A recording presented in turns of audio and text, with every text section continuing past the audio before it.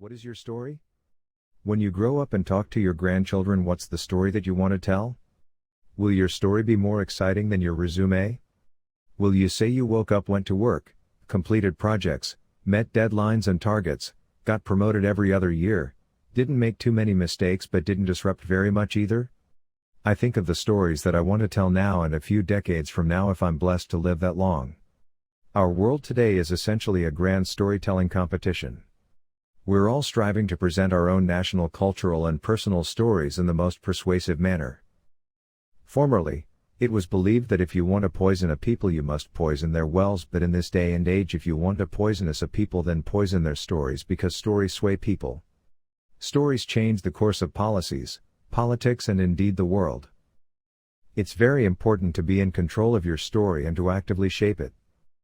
Africa is a huge, wealthy continent that's full of young people who will still be alive many years from now. We have hundreds of channels, vast social media presence, local and national newspapers and television stations, as well as a very aware and politically engaged populace. But we did not have a single news channel or newspaper that tells our story to the world like CNN, BBC, or Al Jazeera, or the New York Times.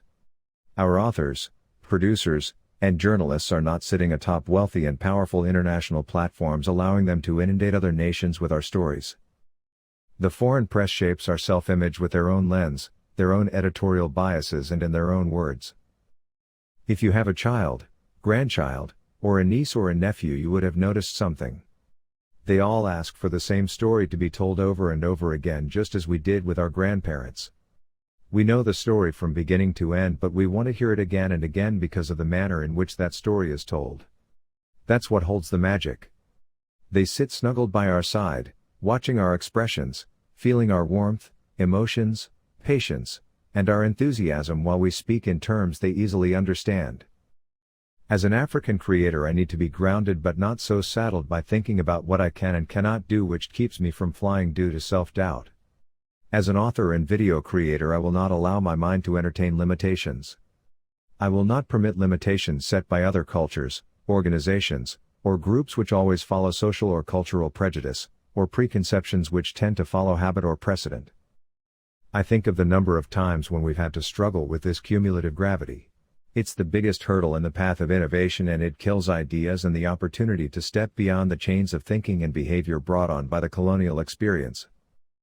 We Africans have rationalized all of it in the name of practicality, but sometimes we have to be impractical and throw ourselves into the deep end and burn the bridges to safety in order to come up with something that is really transformative. And that is what is. My invention school graphic novels will not be like water, colorless, flavorless, and odorless. This is of African awakening, and we are going about finding our flavor. We must inform without making a fuss.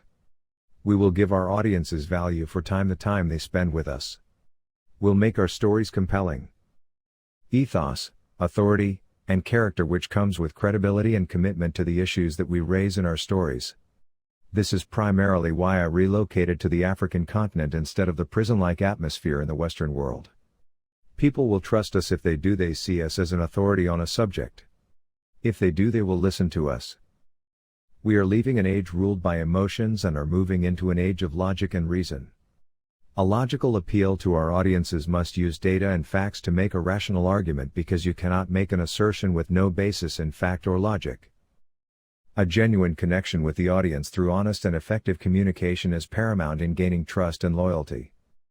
Invention school graphic novels make frequent use of metaphors which helps the reader process complex issues. When you give them relatable parallels, it makes our stories more memorable. Because of the inherent brevity necessary in a dense graphic format in book form, using short sentences and punchy lines. What is the purpose of what we're doing? What do I really want to do, and to what end? Where do I see myself at the end of this journey I've embarked upon? In 1976, a globe-trotting journalist, Marion Kaplan, traveled to West Africa for the national magazine Sepia to discover why a young African-American family had taken up life in the small village of Medina, Ghana. That family was mine. Then, just as now, there reverberated across the globe a clarion call for freedom and renewal. If media and storytelling has such a profound impact on minds, My purpose as an element of Africa should be to find and tell such stories that inspire, that motivate, or at the very least that trigger ideas and conversations in young people worldwide, especially young Africans and their leaders.